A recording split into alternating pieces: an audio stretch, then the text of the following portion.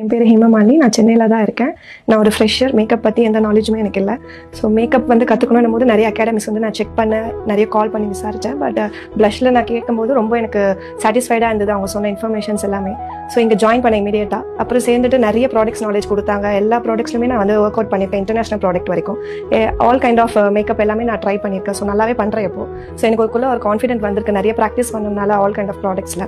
So இப்போ I am ready for to any kind of makeup. என்னோட Insta page Hema makeup artist இருக்குது. So ஃபர்தரில் வேணும்னா என்னை ஃபாலோ பண்ணுங்கள். தேங்க்யூ.